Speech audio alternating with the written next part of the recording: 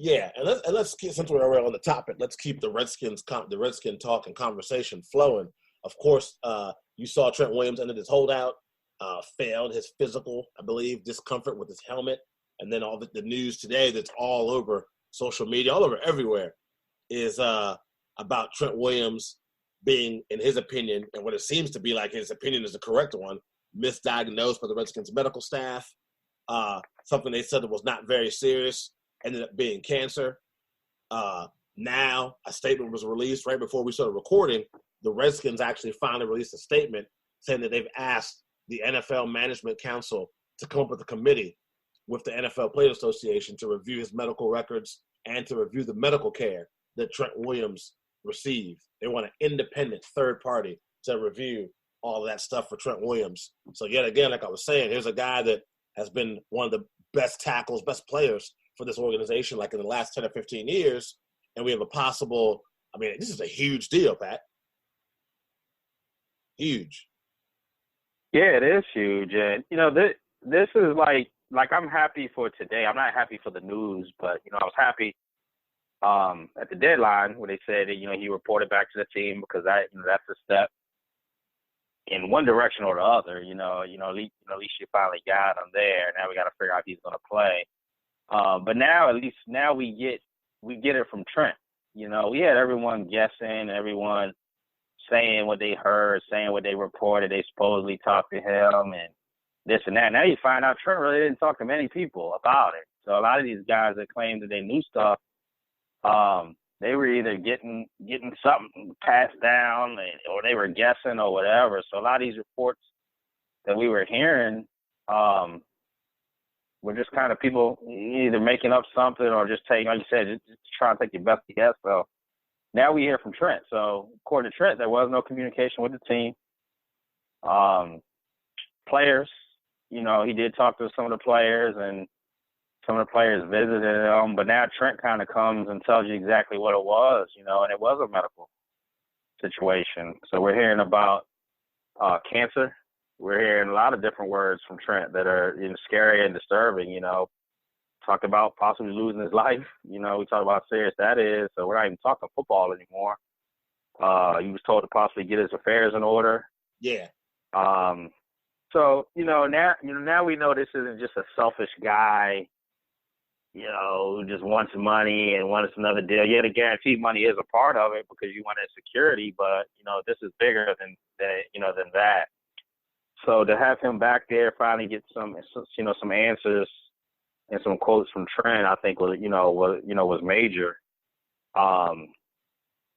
So I just we talked about the physical. He failed the physical because of the discomfort. I think I heard Trent say like 30% of his scalp, is damaged. Because of the surgery he had. So the helmet, is going to be an issue. Putting the helmet on his head. I thought about it the other day. I mean, a lot of guys wear hats anyways, but I was trying to think. I can't remember the last time I've seen Trent without, of course, in the game without his helmet or without a hat or without, the little do-rag or, pullover that they wear. So, we have no idea, Yeah, I mean, I thought about it again today when we looked at it. So we don't really know what's going on there, but there's definitely a problem there, man. And he mentioned that he has respect for Snyder. He mentioned his teammates. He's been following along with the games. It's been hard. He wasn't shy about not mentioning Bruce Allen. Bruce Allen's a bum. When he talked about the communication part, and he left his name out, and I think somebody asked him about that, and he said next question or something. So we pretty much know where some of the issue was there. And in the medical staff, I think you asked me, and I've heard people before.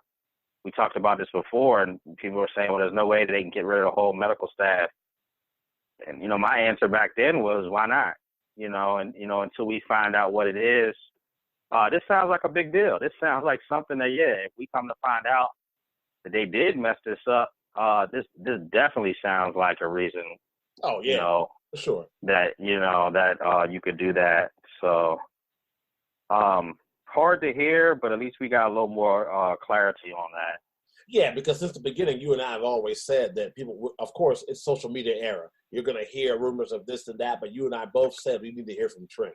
All these holdouts, the Melvin Gordons, the Zeke Elliott's, we didn't even hear from Trent's agent. So we just wanted to hear from Trent and find out what the problem, what the issue was, what the reason for the holdout is. And now I 100% see why he was holding out. I agree with it. And also on a larger scale too, man, and you and I talked about this same topic when we discussed the unfortunate death of the young man at the University of Maryland. If I'm an NFL owner, we're doing a deep dive review on our medical staff to make sure that we're not having these slips in the crack. Because, I mean, one thing you want is you want your athletes to trust the medical staff. And if I'm a lineman for the Jaguars and I'm like, man, I'm second string, and they did that to an all-pro, one of the best players in their franchise, now when I go to my doctor and say I got a hurt ankle and they say, oh, it's just a sprain, do I really believe them? Or in the back of my mind am I thinking, man, remember how they did Trent Williams? They might do me that way. So I think if you're an NFL franchise, this is a chance to really, let's look at our procedures, our policies for our medical staff. Let's review on everybody, make sure everything's on the up and up, because this has the potential. Obviously, it's all about Trent as a person. We want him healthy and happy. But also on a larger scale, this has a big effect on the NFL as a whole. Yeah, I mean, you want people doing the right thing. You're coming from Trent or players' point of view, their perspective and feelings. They want to be able to trust the organization. They want to, they're putting their life and their health, in their hands. They want, proper judgment. They want professional care. So definitely, I mean, this is something that you want to make sure you have checks and balances on. Now, I guess the part that you're saying, if they want this independent review, so what I'm guessing is, the team thinks differently. So they probably feel like, no, we did advise him of, different concerns. We told him what the severity was, and we gave him this and that. So I'm guessing the team wants a review to kind of try to clear their name. So I guess they're contesting what Trent's saying. So, this thing could drag out for a while. He's there. As far as the contract, as far as being able to have this as a year under, on his contract, to be able to start getting, getting paid for the rest of the season. But it doesn't appear, we're going to see him on the field anytime soon, and possibly never again for the Skins playing, until we get this part cleared out at least. Yeah, for sure. I agree with you on that one. It might be I'd be very surprised if we see him wearing a Redskin helmet. And of course, the season has not been what we thought was going to be or what we expected at all from the Skins. Sticking with the NFL, Pat, I mean, we're heading in to the money season now of the NFL. Week 9 is upon us. We got a good game tonight. The San Francisco 49ers are undefeated, taking on the 3-4-1. So weird saying that, 3-4-1. Arizona Cardinals. Just before I share some of my thoughts as far as teams, players that have impressed me through 9 weeks of the season, what are some of your thoughts on the NFL season so far as we get ready to hit the 9th week? I think it's been a pretty good year. I think we've seen a little bit of everything. Like a lot of years, we kind of have the teams that we figure will be there, will be at the top one way or the other. The Patriots, you got the Saints. I think it was a good bounce back start for the Packers. But you're seeing franchises like that. Baltimore is looking very good. They got the young quarterback, Lamar Jackson, playing well. We also have some surprises. San Francisco, even though we felt like they were trying to build something there. I'm not quite sure too many people outside of diehard 49er fans probably would have said 7-0. Then you look at some teams that aren't doing too hot. We talk so much about Cleveland and the hype, and maybe some people thought they wouldn't do well. Some people weren't sure. Either way, they haven't really lived up to the buzz that we necessarily thought. But I think overall, I think it's been a pretty good year. Kansas City, you kind of start stumbling a little bit, and then Mahomes gets hurt. So you want to see what they do with that. I think that division, the AFC West, is still weak. So I think they should be able to recover and they should be able to kind of get things going later and still control things there. But it's definitely something to keep an eye on. The NFC East, I don't really know who wants to win that yet. I think Dallas and Philly still at the top, but nobody really has any separation from each other one way or the other. I don't have anything against Drew Brees. I love Drew Brees. I love the story of Drew Brees. But I was happy to see Bridgewater get some success as a starter filling in. I thought that was good for him. He's probably going to be playing himself in a position to be a quarterback somewhere else in the future. But I kind of like that story. Brees comes back and does his thing. Teddy is a professional. He's handling it well. But he stepped in when they needed him. They were undefeated on his watch. Brees comes back, turns it in. I think that's a good story there. Yeah, no, I agree with you on the Brees thing. I think for myself, when it comes to this season, yeah, I'm with you. Not even the most diehard 49er fan saw this team being undefeated. And the whole they haven't played anybody yet thing doesn't really matter to me because, you play those in your schedule. It's not their fault. They could easily have no wins at all and not be undefeated. And we'd say, oh, well, the 49ers suck. So you can't pick and choose what you like.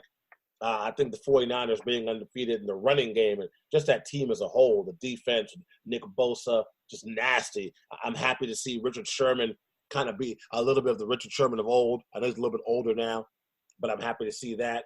I'm also impressed with the Seattle Seahawks, man. I keep telling everybody, if you really think about it, yes, we're never going to let them live down that play when they should have given the ball to Marshawn Lynch, but they threw the pick. But they never really dropped off a lot. You think about it, they lost Marshawn Lynch, Doug Baldwin, the Legion of Boom was completely gone, and this team still made the playoffs last year. Yeah, they lost first round to the Cowboys, but they made the playoffs. And then here they are again doing what they do. So I would say Seahawks for me, 49ers. I'm also kind of surprised with the Chiefs. I thought the record would be a lot better than what it is. Even with that Mahomes injury, I still thought they'd be a lot better than what they are, and their defense still needs to improve a lot. I'd say the team I'm most impressed with behind the 49ers is the Colts, man, and Jacoby Brissett.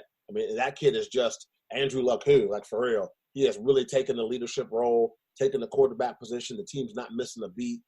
Before the year started, everyone kept on talking about how the Colts are young. This is young defense. They got a really good running back in Mack. They got some playmakers on the outside. Andrew Luck's going to have a great season. And then think about it, man. It was like 2 weeks before the season starts. Your franchise possibly could have been future Hall of Fame quarterback says, hey, by the way, I'm retiring.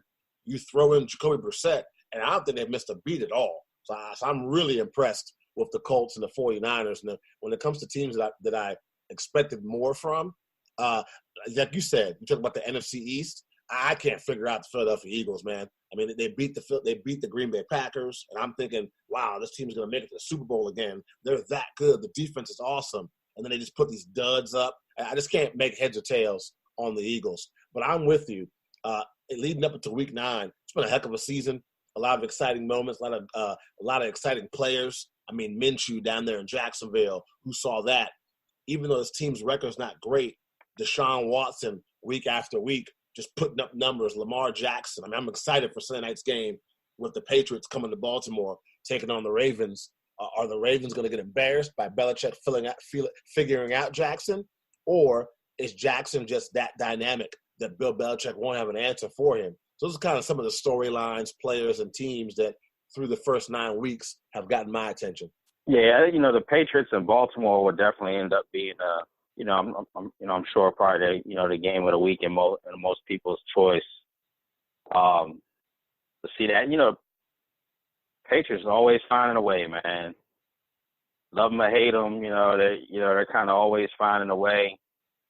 Defensively, they're getting it done. Like I said, Brady, we already know what he's about. One day somebody in that division might be able to knock him off, but year after year after year, these guys are getting it done. Deshaun Watson, you talked about Houston, I'm a big fan of them. It's a shame, J.J. Watt news, so we won't have him for the rest of the year. Injuries, man. Injuries kind of always find a way to mess us up one way or another. You know, you never want to see that. No matter who you're a fan of or who you're against, I think everybody would rather